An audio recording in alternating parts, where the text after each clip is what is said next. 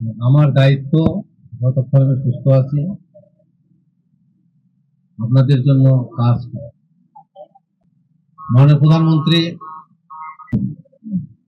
ঘোষণা বক্তব্য বলেছেন যে যারা আমাকে ভোট দিয়েছে, যারা ভোট দেয় নাই, আমি সকলের প্রধানমন্ত্রী। দেশটা আমাদের আমরা এই দেশকে রাতারাতি সিঙ্গাপুর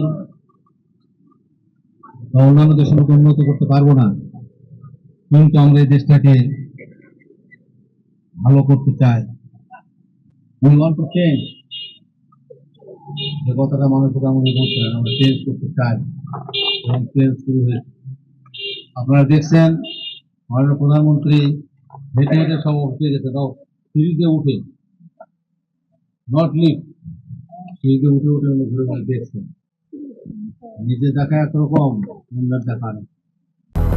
200-র বেশি সার্ভিস ও ফিচারে লেনদেনের সব বিকাশ অ্যাপে সম্ভব। আইন শৃঙ্খলার ক্ষেত্রে কোনো প্রকারের ছাড় দেওয়ার কোনো সুযোগ নেই। সেখানে উৎসাহ আছেন, আমি ওনাদেরকে বারবার বলছি, আইন শৃঙ্খলা, মাদক, জুয়া, যে বিষয়গুলো আছে সমাজের বাইরে, ওনারা আইন অনুযায়ী দায়িত্ব পালন করবেন। এক্ষেত্রে সরকার সবসময় তাদের পাশে আছে, থাকবে। একইভাবে উন্নয়ন,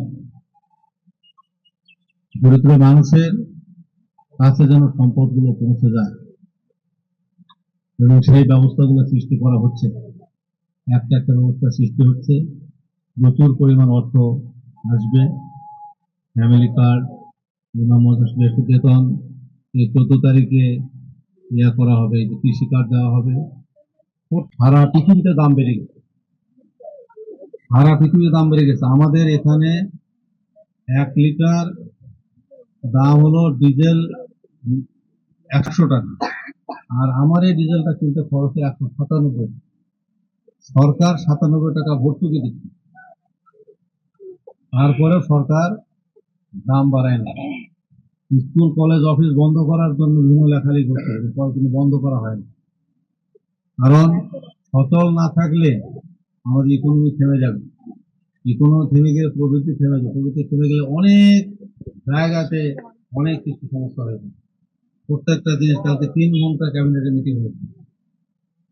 মাননীয় প্রধানমন্ত্রীর হাতে শক্তিশালী করেন, ওনার হাত ধরেই আমি মনে করি বাংলাদেশ আর একটি নতুন অবয়ব দেবে। 200-র বেশি সার্ভিস ও ফিচারে লেনদেনের সব বিকাশ অ্যাপে সম্ভব।